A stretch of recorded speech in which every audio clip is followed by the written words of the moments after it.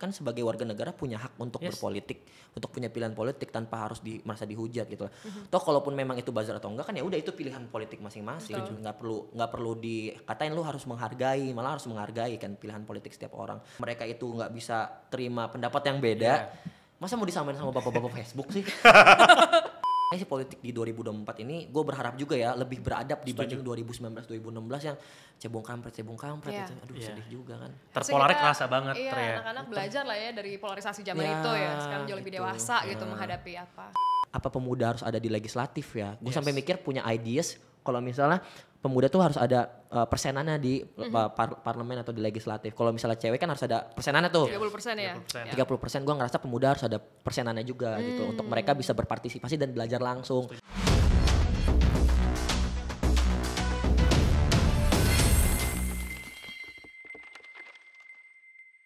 Welcome to Politics. Baik lagi sama gue Puja. Dan gue Dino. Kita kedatangan orang Vietnam nih, Din. Waduh. Kok langsung Vietnam ya? Ya. Jadi content creator. Yes. Terus juga katanya politisi muda ya. Ya. Oh ya. Dan ini terkenal nama panggungnya ya, Inspektur Nguyen. Inspektur Nguyen. Ini orang Vietnam bukan sih, kita tanya langsung yuk. Kita sambut Sambut aja Kevin Kevin Nguyen. Halo Aduh, Pak Kevin. Thank you banget nih udah diundang ke politik. Apa kabar, Sehat ya? Vin? Alhamdulillah tidak baik-baik saja. Tidak baik-baik. Karena di Jakarta nih polusi udaranya kacau. Iya Udah polusi panas gitu kan. Iya. Udah gak tenang, ini udah pilek ya kan, bapil, takutnya kena ISPA juga nih bentar lagi. Baik-baik. Nuler nih. Iya.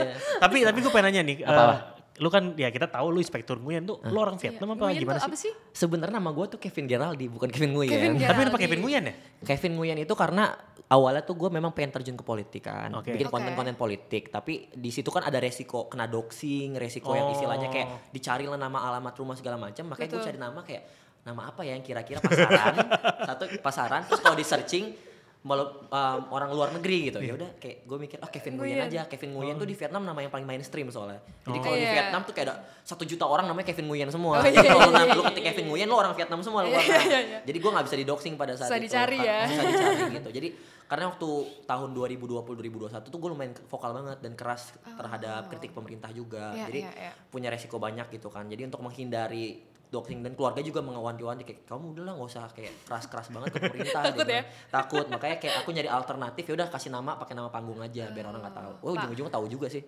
Nama panggung bro. Iya. Lu kira tadi orang Vietnam asli kali ya? Iya. Tadi gue sampai ini belajar bahasa Vietnam kan biar relate gitu kan. Jadi ini full Indonesia ya, lokal ya? Indonesia, nggak ada Vietnam Indonesia ya? asli tapi campuran. Oh gitu? Betawi, Padang, Ambon, Chinese. 4. Rame Jadi ya? rame, jadi bilang orang Indonesia aja, kalau ditanya orang Indonesia aja. Ya, darah kotor soalnya. Darah kotor. Bukan darah biru? Bukan darah biru, darah kotor. Ini bingung mau dibilang orang Betawi juga bersih 1/4, dibilang orang Padang juga 1/4, jadi darah kotor aja dibilangnya. Gitu. Jadi sebenarnya awalnya lo menyuarakan soal politik itu starting waktu lo terjun ke dunia content creator ya, Vin?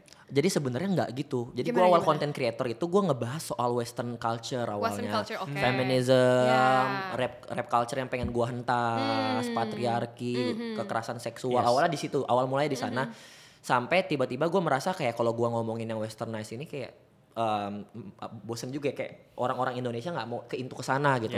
Dan gue pikir gue punya potensi untuk ngobrol politik. Sekarang memang dari SMP tuh passionnya di sana. Kayak dari SMP suka nontonin ELC kayak gitu. Berat banget nontonan lo SMP. Cita-citanya pengen jadi DPR dulu waktu SMP. Udah dari SMP. Dari SMP. Luar biasa. Cuma memang nggak kesampaian karena pas masuk SMA tuh nyokap ngelarang, katanya nggak usah masuk politik lah kak, kotor katanya.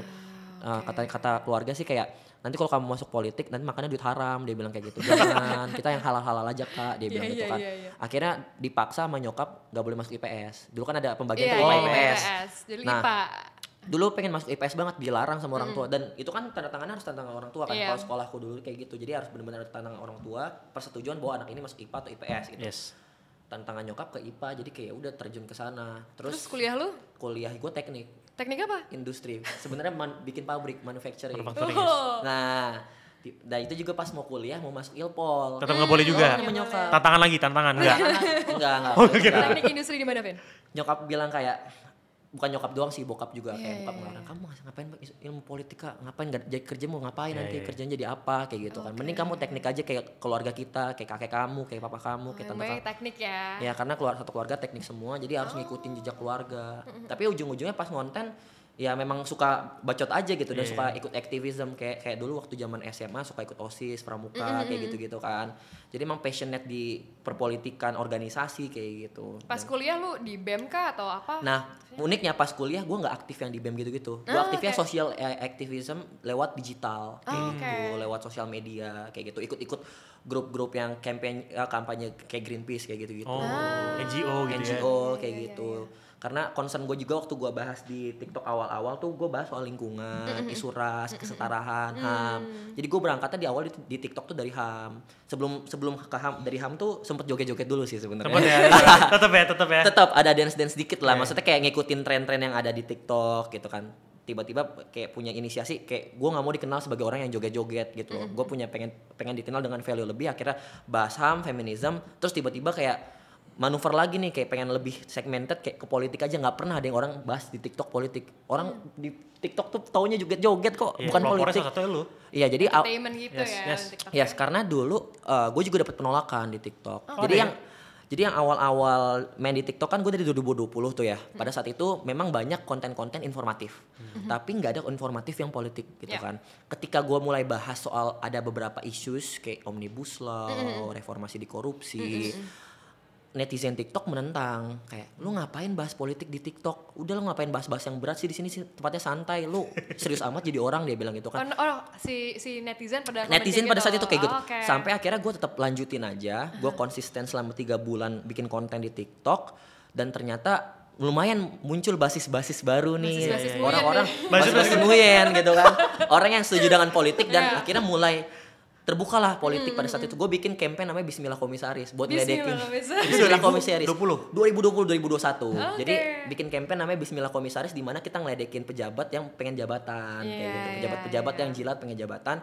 Dan gue pernah juga tuh joget di depan kantor DPP PDIP. Gokil. Joget twice. Twice. Ya gue ngeledekin dengan caption-captionnya lah. Pada saat itu sebagai pertentangan gue aja gitu terhadap. Lu ngeselin berarti ya? Ya lumayan. Ngeselin gue joget. Terus juga gue sempat beberapa kali kan ngobrol-ngobrol sama Bung Rocky kan, sempat bikin video TikTok bareng juga. Karena joget nggak joget. Bikin jedak-jeduk. Nggak, beneran ada jedak-jeduknya. Mungkin nanti gue bakal tunjukin jedak-jeduk gue sama Bung Rocky waktu itu. Bilang kayak aku waktu itu bilang kayak Bung Rocky passwordnya, terus dijawab oposisi senggol bos kayak gitu langsung lu ya? Itu yang gue bikin. Tahu itu viral sih itu. Ya waktu itu sampai 5 juta 6 juta views waktu itu kan. Jadi gue pengen bawa politik tuh ke sesuatu yang fun karena gue tahu pas di awal penerimaan tuh kan memang banyak yang menolak. Tapi ketika gue mulai ganti cara deliverynya lebih asik, mereka banyak yang suka dan generasi muda banyak yang suka. Dan di tahun 2021 2022 alhamdulillah di 2022 awal dan 2021 akhir banyak mulai yang bersuara juga kayak gue. Lahirlah Rian Fahardi, lahirlah siapa lagi selain Presiden Genis itu ada juga Anifa Suryani, beberapa konten kreator politik juga. Dan gue ngerasa goals gue di TikTok tuh udah cukup sampai situ karena gue menghantarkan generasi muda untuk berani bersuara di TikTok. Dan setelah 2022 gue berhenti. Kenapa? Maksudnya berhenti rajin konten kayak dulu karena gue ngerasa hiatus. Karena gue ngerasa udah senang, udah banyak yang bahas politik gitu kan. Tapi makin kesini makin sedih sih karena ternyata platform TikTok digunakan sebagai senjata politik yang kotor untuk black campaign ya. Kalau misalnya lu memang kampanye paslon, kampanye yang white campaign gitu, gue mah nggak masalah gitu. Tapi sekarang di TikTok nih banyak black campaign, saling nyerang satu sama lain dengan membawa narasi-narasi yang menurut gue kurang oke sih. Bukan gagasan ini bawa, ngata-ngatain keluarga lah, ngatain gak punya istri lah kayak gitu-gitu kan. Jadi kayak, nggak bagus banget gitu sih environmentnya gitu sih kalau dari gue. Dari situ kak lo bikin cetak kreator ya katanya ya? Lo sempet bikin itu nggak sih? Oh jadi sebelum itu ya? Pemuda Resonansi ya? Sebelum Resonansi Pemuda, gue bikin cetak kreator. Jadi pada tahun 2020 sama 2021 gue berinisiasi kayak gue mikir kayak orang-orang nih banyak yang pengen jadi konten kreator pada saat itu. Tapi mereka nggak tahu caranya gimana. Dan kebetulan gue dan teman gue yang lain, jadi gue konten kreator tuh ada 3 co-founder. Gue, Christopher Obadia sama Farhan Jijiman. Nah, Farhan Jijiman nih yang kayak Jerome Pauline keduanya Indo lah gitu, yang bahas matematika. Nah, kita bertiga berinisiasi untuk kayak kita bikin platform secara gratis buat orang-orang belajar. Kita bakal kasih mentoring, kita ajarin mereka bagaimana untuk dapat engagement and views dengan cara yang bersih kayak gitu. Dan pada saat itu lumayan juga ternyata penerimaan dari teman-teman netizen, banyak juga yang apply dan akhirnya Cetak Kreator running, kita bikin event online karena pada saat 2021 kan pandemi ya. Jadi kita nggak bisa yang bener-bener gerak luring atau offline, jadi bener-bener harus lewat online. Kita bikin lomba waktu itu, cerdas cermat, lumayan viewsnya walaupun istilahnya baru gitu kan, ternyata penerimaan di masyarakat lumayan oke. Kita bikin teaser ternyata 200.000 views kayak gitu. Dan Cetak Kreator pun masih lanjut sampai sekarang, kayak kalau misalnya ada kenalan yang pengen belajar untuk jadi konten kreator, aku dengan senang hati untuk ngasih free courses ke mereka kayak gitu sih. Kalau resonansi pemuda itu lebih more political things kah, bukan konten doang atau kalau resonansi pemuda awalnya gini ya, kan di 2021 itu aku bahas politik, terutama waktu itu sempat ada yang endorse Omnibus Law. Ingat gak waktu itu? Ada artis-artis KOL endorse Omnibus Law, termasuk Ardhito. Emang ada, memang ada. Ardhito tuh mengklaim juga kalau misalnya manajernya tuh nggak tahu kalau itu untuk hal yang buruk, misalnya tidak mewakili masyarakat. Aku mulai bahas di sana soal Omnibus Law. Terus aku kulik. Nah, pada saat itu kan TikTok ngeluarin fitur live. Sebelumnya kan nggak ada live ya. Ngeluarin fitur live. Terus aku memikir, live ini bisa diberdayakan untuk hal yang bagus gitu. Kenapa nggak aku Zoom atau Google Meet sama teman-teman bikin forum, kita bahas soal Omnibus Law ini gitu loh. Dan akhirnya mulailah menginisiasi Google Meet kayak gitu. Zoom untuk bikin forum atau wadah buat pemuda-pemuda bisa bersuara di TikTok. Karena pada saat itu nggak ada lagi kan wadah luring gitu kan. Wadahnya daring semua. Dan akhirnya ya udah aku berinisiasi kayak, kita sering-sering Zoom sama Google Meet itu. Terus aku mikir kayak di 2021 akhir, ini kayaknya lebih bagus dibikin basis juga nih, dibikin basis komunitas, dibikin organisasi aja yang lebih terstruktur agar kita bisa gerak lebih jauh lagi gitu loh, bisa scale up. Apalagi kan di 2022 yakin pandemi bakal berhenti sesuai arahan Pak Jokowi juga kan. Jadi bakal jadi endemi, dan aku mikir kayak ya udahlah bikin aja Resonansi Pemuda. Akhirnya Resonansi Pemuda lahir untuk mewadahi pemuda untuk saling bersuara gitu. Wow, cool. Benar-benar inspektur berarti ya. Inspektur Ngoyan. Iya. Sebenarnya inspektur tuh kenapa namanya inspektur? Karena aku suka menginspeksi suatu kasus kayak gitu. Jadi ada kasus-kasus di Indonesia, kasus sosial politik, fenomena sosial juga aku inspeksi. Kadang juga aku ngeberantas hoax juga. Aku bantu-bantu Kominfo. Jadi 2021 tuh ada program dari Kominfo namanya Siberkreasi untuk literasi digital Litdik. Nah, aku juga ngisi di sana, bantu-bantu, dan aku juga mencoba untuk menepis misinformasi, disinformasi dan malinformasi. Makanya namaku pada saat itu ganti. Dulunya Kevin Nguyen jadi inspektur karena mau nginspeksi hoax ini pada saat itu.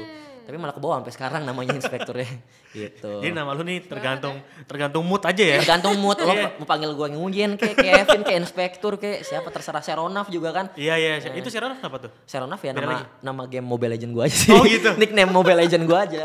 Jadi orang kenalnya sama gue dari dulu nge-game kan, suka banget nge-game, main Mobile Legend, game online gitu kan. Jadi itu nickname orang kenal gue kalau di game tuh Serona gitu. Tapi tadinya gue mikir apa gue ganti aja ya namanya, orang Serona siapa gitu kan.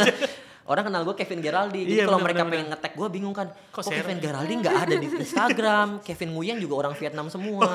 Iya lagi bener. Iya. Jadi bingung kan kayak Vin, jadi Instagram apa Seronov? Orang pada nanya Seronov tuh apa? Enggak, nama game gue aja gitu. Emang suka aja sama game gitu. Iya, wah ini menarik banget sih.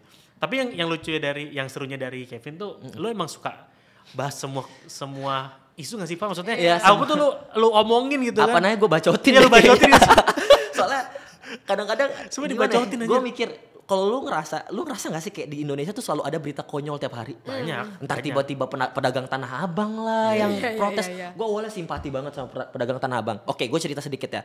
Keluarga gue orang Padang, di mana kita tuh punya toko-toko di Tanah Abang gitu kan. Punya toko jualan fashion, punya toko tekstil kayak gitu kan. Dan keluarga gue sekarang lumayan turun profitnya nih sampai kita tutup toko kan. Gue sempat bilang sama saudara-saudara gue yang lain, kayak ke nyokap gue, ke bokap gue, harusnya kita harus transisi ke dunia digital. Kalau jualan udah nggak bisa lagi konvensional gitu kan.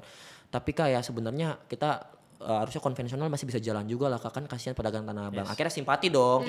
Cuma akhirnya pas TikTok Shop ditutup, mereka masih protes. Marketplace lainnya. Malah protes e-commerce minta ditutup gitu kan. Lah, balik lagi ke dunia. Iya. Lama dong. Kalau e-commerce ditutup ya kita balik ke zaman jadul primitif aja gitu, zaman primitif gitu, balik ke zaman batu aja gitu. Masalah kan e-commerce tuh nggak bisa terhindarkan. Benar. Soalnya pola behavior masyarakat kan sekarang udah berubah ya. Setuju. Kayak gue juga dulu suka belanja di luar gitu. Semenjak ada e-commerce tuh gue lebih seneng belanja lewat online gitu, lebih gampang, kan? lebih efisien. Dan yang gue seneng belanja online tuh kadang gue pesen sekarang besok udah datang gitu.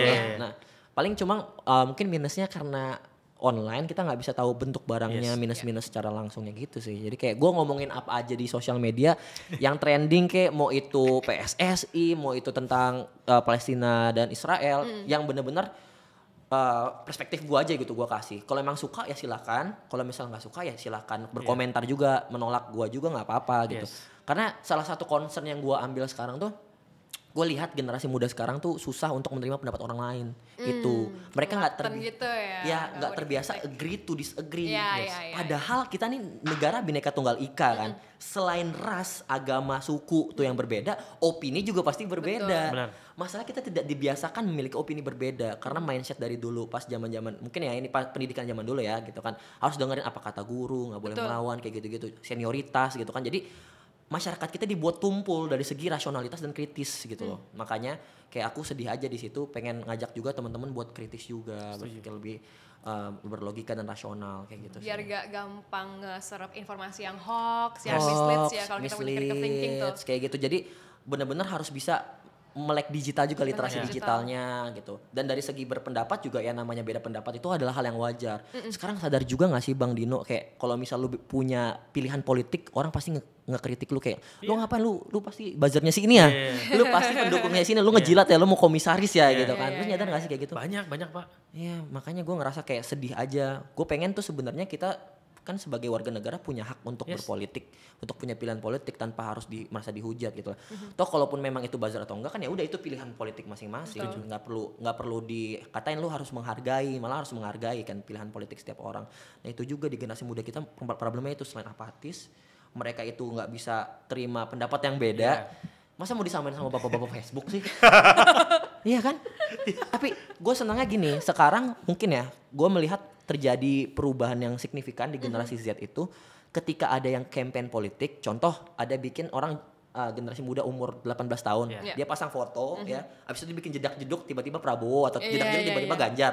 Komentarnya tuh adem ayem, nggak yang sampai politik identitas kayak ngata-ngatain, kayak udah itu pilihan politik lu. Tapi mungkin ada yang nggak setuju dengan pilihannya, bilang kayak nggak gue nggak mau Prabowo, gue tetap di Anies, nggak mau gue di Ganjar, gue tetap di Prabowo kayak gitu. Jadi kayak adem ayem aja, nggak pernah ada yang sampai menyerang. Beradab ya, beradab. Nah itu kata kuncinya, lebih beradab. Gue senangnya sih politik di 2024 ini, gue berharap juga ya lebih beradab dibanding 2019-2016 yang cebong kampret itu. Aduh sedih juga kan. Terpolarik kerasa banget. Iya, anak-anak belajar lah ya dari polarisasi zaman itu ya. Sekarang jauh lebih dewasa gitu menghadapi apa. Terus juga gue pengennya tuh politik tuh dibawa jadi sesuatu yang fun dan asik aja. Karena selama ini kan politik tuh wajahnya kotor, kaku, basi gitu kan. Maka itu gue sekarang bikin meme aja di politik. Nah ini seru nih, lu sering banget bikin meme politik ya? Iya, gue suka bikin meme politik. Lu ngejar apa sih Pak? Maksudnya emang iseng ya ngejar ngejar caleg komisaris atau emang pengen viral aja atau emang ya udah gue pengen bersuara aja. Nggak apa, gue iseng aja bikin meme. Emang iseng. gue juga tipikal suka ngeledek-ledekin situasi politik sih. Karena kan yang lagi panas, ya gue nimbrung-nimbrung aja, ngobrol-ngobrol. Tapi emang konten-konten lu ngeselin sih gue liat. Emang ngeselin sih, emang ngeselin. Ya tiba-tiba ngeledekin bikin lagu kan kemarin paman datang. Waduh. Pamanku, jatuh nggak jelas, jangan deh. Bahaya. Ya pokoknya kayak gitulah gitu kan. Jadi kayak bikin jokes aja. Bukan berarti gue menghina atau merendahkan ya, tapi memang pengen membuat situasinya fun. Karena gue melihat penerimaan politik di generasi Gen Z ini lebih enak lewat cara yang kayak gitu. Gitu kan, lebih asik gitu kan. Dan juga gue pengennya politik juga nggak baperan sih. Dengan meme itu kan memang jokes. Jadi orang merasa ya jokesnya nggak perlu baper kayak gitu. Jadi gue pengen bikin banyak meme aja sekarang. Bukan karena gue pengen engagement views. Kalau engagement views bonus lah itu. Bonus lah. Dan juga gue kalau misalnya mencari engagement views, gue tinggal ngomongnya di TikTok sebenarnya bisa lebih gede viewsnya. Tapi memang suka aja bikin meme, jadi hobi gitu sekarang. Jadi makanya kalau lihat Instagram gue itu isinya meme pilpres semua sekarang. Nyebelin gitu. sih. Tapi lu pernah dapet kayak apa gitu dari tokoh-tokoh yang udah punya nama atau senior? Kalau misalkan lu bilang Gen Z lebih aman nih, misalkan kayak lucu-lucuan aja gitu kan fun. Tapi kalau yang lebih senior misalnya ada yang kayak tidak terima dengan cara baper gitu ya. Iya, the way you deliver the message, kapan sih lu Vin gitu. Gue memiliki kedekatan dengan lingkup kekuasaan juga. Jadi ada beberapa stafnya Pak Jokowi yang mungkin juga nggak suka sama gue membuat meme seperti itu. Jadi ketika gue bikin meme itu kayak, Kevin kamu kenapa nyerang-nyerang? Kevin kenapa kayak gini-gini? Kevin kenapa? Ada tuh? Ada, yang kayak gitu-gitu pasti ada. Jadi kayak banyak penolakan juga ketika aku membuat jokes. Karena aku membuat jokes untuk semua pihak. Iya. Karena aku punya rata, ya udah kalau kena yang Prabowo kena ya Ganjar juga kena, Ganjar kena ya Anies juga kena. Jadi lo gak milih satu. Gue nggak milih satu pihak. Jadi kayak ya udah meme untuk semua. Kalau misalnya ada di kubunya Pak Prabowo yang lucu untuk gue kulik gitu ya, gue kulikin gitu, gue kulitin aja sekalian gitu. Kalau di kubunya Anies ada yang lucu, ya gue kulitin juga gitu. Jadi kayak tidak terlepas siapapun itu gue akan kenain. Jadi siapapun bisa kena gitu sama gue kalau bikinin meme kayak gitu. Makanya sampai penolakan, pernah sampai diteror juga dulu. Oh iya? Pernah sampai diteror. Pernah mendapatkan paparazi dari orang yang tidak dikenal. Iya. Waktu itu sempat ngancem keluarga juga, tapi bukan keluarga secara langsung mereka chat ke keluarga sih, tapi lewat aku kayak aku tahu keluarga kamu jangan macem-macem bla bla bla bla bla kayak gitu. Tapi aku ngerasa sih itu cuma ancaman-ancaman kecil ya. Karena dulu di TikTok di tahun 2020 2021 kan aku cerita lawan kekerasan seksual kan. Aku pernah perang sama orang yang prostitusi online. Jadi waktu itu prostitusi online bukan masalah prostitusi online doang, tapi prostitusi online untuk anak kecil. Ya ampun. Dan itu disebar di TikTok. Pada saat itu dia promosi, siapa nih yang mau si ini kayak dikasih katalognya kayak gitu. Gue mikir kan, ini orang gila ya jualan prostitusi online bocil di TikTok gitu kan. Marah dong di Indo aku. Tuh? Di Indo. Gila. Di Indo. Pada saat itu aku marah besar, kesel karena kayak ini kenapa ada orang jualan prostitusi online, anak kecil loh. Cuy, anak kecil. Yang dewasa aja udah kita heran apalagi anak kecil gitu kan. Ini anak kecil, akhirnya gue bikin video TikTok, gue minta tolong followers gue untuk rapatkan barisan buat take down, minta di take down untuk akun-akun seperti itu gitu kan, untuk minta di report juga dari TikToknya. Akhirnya selang 1 hari gue bikin video TikTok, akunnya di banned sama TikTok, jadi langsung hilang. Dan itu nggak sekali 2 kali sih akun yang aku hilangin dari TikTok. Iyalah, apalagi hal-hal yang kayak gitu gila tuh gak ada otaknya sih menurut aku. Dan gila sih. Masalahnya nggak ada orang yang punya kesadaran untuk coba bantu ilangin gitu. Dan pada saat itu aku merasa terpanggil untuk bisa membantu buat nge-take down akun-akun seperti itu. Dan dapat penolakan lagi nih. Jadi setelah aku take down, Twitter aku di-tag sama si yang owner prostitusi online itu. Dia bilang, dia masang foto aku, "Hey lu ya udah bikin akun gua hangus. Lihat aja lu besok gua sirep lu, gua santet lu ya," dia bilang kayak gitu. Terus gue berpikir, aduh panik nih gue berurusan dengan yang mistis-mistis gitu kan. Tapi ya udahlah, terima aja itu resiko. Gue merasa itu ya udah resiko, ya udah kalau gue disantet ya udahlah nggak apa-apa, ntar tinggal sholat gitu kan. Terus kata nyokap Kevin, udah gue bilangin batu sih lu. Udah jangan politik-politik bener kan lu kena santet kan. Iya kan gitu kan. Soalnya jadi sebelum politik tuh gue udah melewati beberapa fase ribut sama orang di TikTok. Jadi orang mungkin di TikTok ngeliat gue problematik kali ya. Ribut mulu sama orang, ada aja. Soalnya gue sebel aja di TikTok ada orang-orang yang gak jelas tiba-tiba nyebar hoax. Waktu itu ada akun dengan jumlah followers 600.000. Dia adalah seorang transpuan laki-laki yang switch gender ke cewek gitu kan. Dia menyebarkan informasi hoax waktu itu soal sejarah. Dia bilang Soeharto itu komunis lah. Dia bilang pokoknya yang bener-bener aneh lah. Aku debatin dong di TikTok, aku bilang ini gua stage, gua bikin 4 video waktu itu.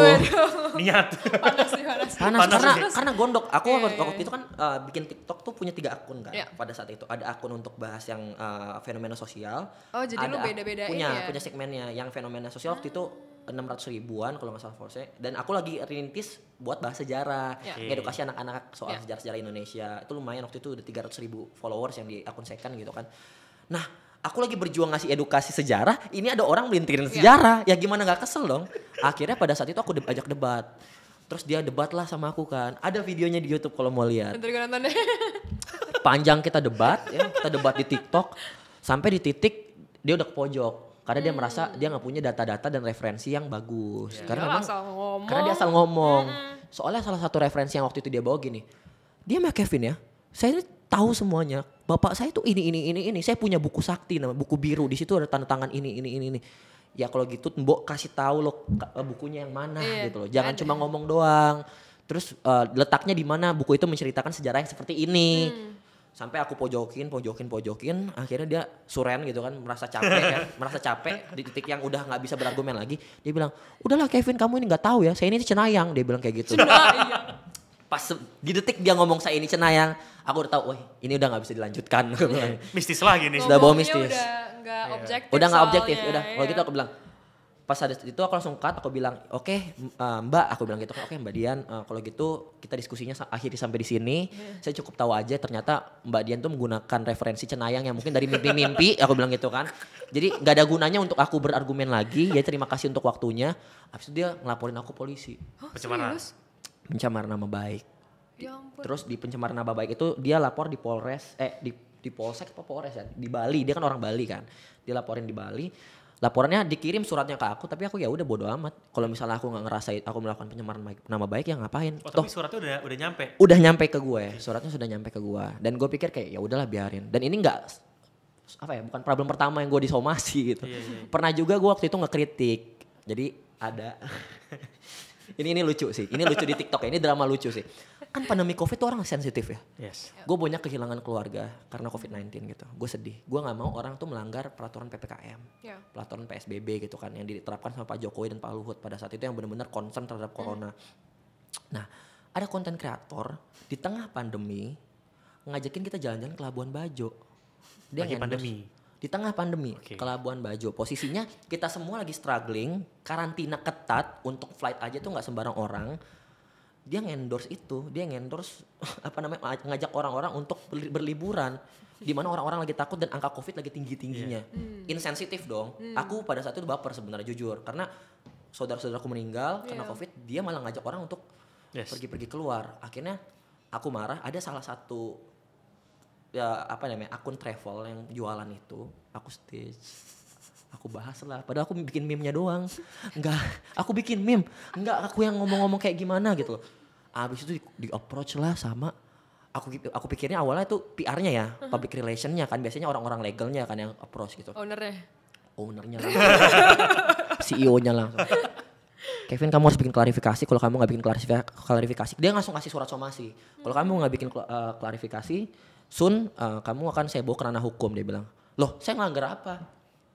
Jadi kamu di video kamu ada logo perusahaan kami. Kamu pakai logo itu di luar perizinan kami. Lah, aku kan cuma jadi gini loh. Nih aku ceritain meme-nya atau apa ya. Jadi waktu itu tripnya namanya trip. Nah, diplesetin lah sama followersku. Jadi Anjaini Trip gitu kan. Anjaini Trip gitu kan. Logonya logo trip itu memang. Dia nge-DM aku. Dia bilang kayak gini. Aku gak tahu itu followers aku tuh bukan ya. Tapi kayaknya pengikutku juga gitu. Dia bilang kayak, Mas mau gak paket pandemi ya, nanti kalau misalnya jalan-jalan ke Labuan Bajo ntar Mas bisa kena Covid kayak gitu kan ya. Aku screenshot dong, aku jadiin meme. Terus aku kayak gini-gini doang, kena. Gitu. Lu gak ngomong apa-apa atau jelek-jelekin si... Gue cuma ketawa doang. Cuma itu doang gak tuh? Gue cuma ketawain doang. Tapi pakai logo dia gitu. Tapi ada logonya di sana. Jadi karena screenshot ininya kan. Karena screenshot, nah dan di situ katanya bisa kena. Gue mikir nggak bisa kena, tapi kayak gue mikir ya udahlah gue ngalah aja, yang waras ngalah gitu kan. Akhirnya gue ngalah. Gue bikin klarifikasi. Setelah klarifikasi boro-boro ya dapat penerimaan dari netizen itu si trip itu, malah makin dihujat. Malah video klarifikasiku viral, orang pada belain, malah backlash, double backlash. Dan kebetulan ada 2 konten kreator yang kena. Aku bekerja sama konten kreator ini bilang kayak kita bikin klarifikasi bareng-bareng aja dengan skrip yang sama karena biar tahu kalau kita tuh diserang secara legal sama orang ini. Ya udah, hancur tuh tripnya pada saat itu. Satu TikTok ngata-ngatain juga akhir pada saat itu. Jadi problem tuh di TikTok banyak banget. Dan aku mencoba menegakkan sesuatu yang benar aja di sana. Memang ada yang suka, ada yang nggak suka ya silahkan. Gitu sih sebenarnya kalau di TikTok ya secara tapi pribadi. Kan ya hak lu juga sebagai content creator buat menyuarakan itu kan. Betul. Tapi gue penasaran deh karena tadi lo bilang lo nggak didukung sama nyokap lo waktu SMP ke politik, terus masuk IPA dan masuk teknik industri.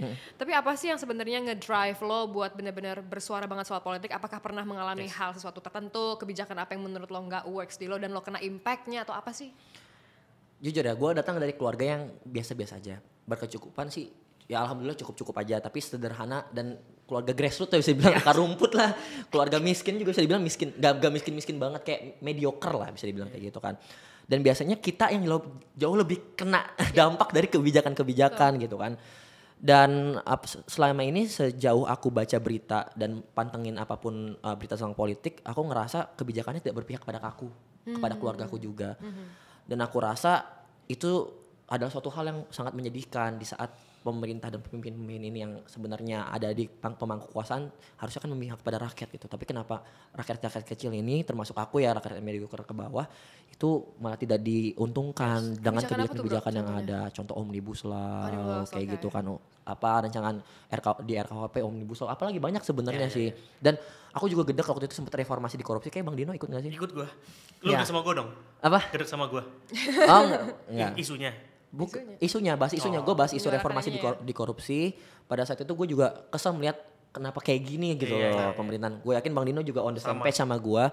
Jadi gue pada saat itu mulai social activism lewat sosial media pada saat itu. Jadi itu langkah awal gue kayak ini nggak bener kalau didiemin terus berkali-kali kayak gini. Ya kita nggak akan bisa jauh lebih baik gitu dalam bernegara, dalam kehidupan berdemokrasi gitu kan. Lu masuk kuping kanan keluar kuping kiri, pemuda ngomong apa gitu kan. Sampai gue akhirnya mikir kayak apa pemuda harus ada di legislatif ya. Gue sampai mikir punya ideas kalau misalnya pemuda tuh harus ada persenannya di parlemen atau di legislatif. Kalau misalnya cewek kan harus ada persenannya tuh. 30% ya. 30%. Gue ngerasa pemuda harus ada persenannya juga gitu untuk mereka bisa berpartisipasi dan belajar langsung soal politik. Enggak yang tiba-tiba pas udah tua udah dapat ya pragmatisme, idealisme udah hilang baru masuk politik. Gue pengen yang masih punya fresh idealism ini masuk ke politik juga.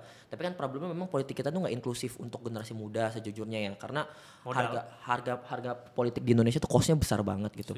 Kayak butuh buat DPRD aja butuh modal 1 sampai 5 M, untuk DPR aja bisa sampai 10 sampai 50 M.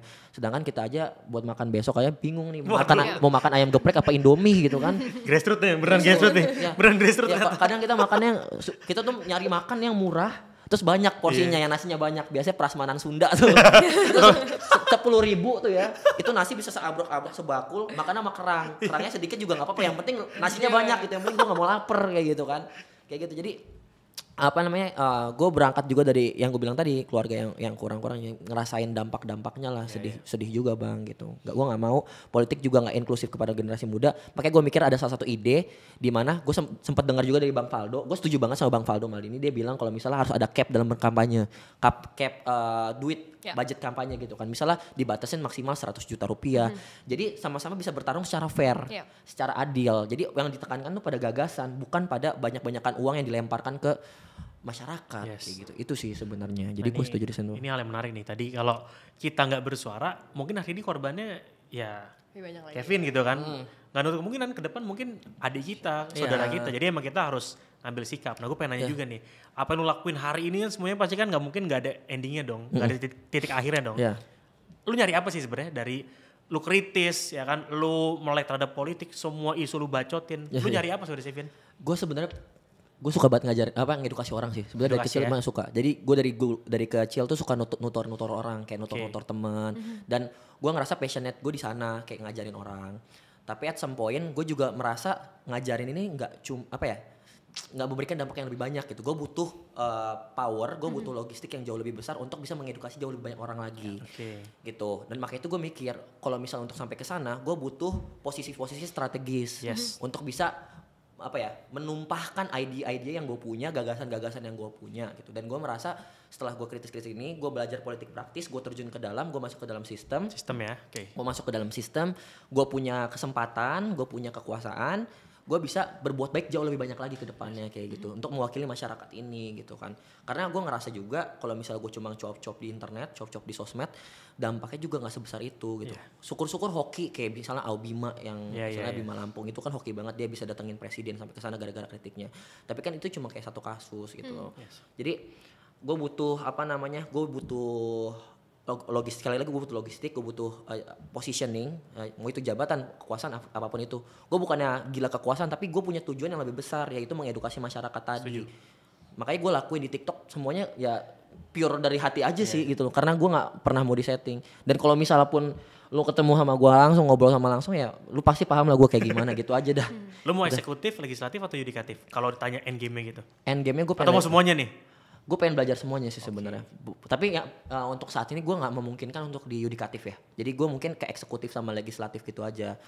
Tapi bener-bener interestnya ke legislatif sih gitu. Karena gue ngerasa legislatif tuh bener-bener berpengaruh sekali Pak untuk masa depan ini. Untuk kedepannya apalagi kayak contoh sekarang deh polusi udara gimana penyelesaiannya kalau nggak lewat legislatif juga kan. Yang punya kebijakan public policy yang dibuat harus memihak kepada orang-orang kita.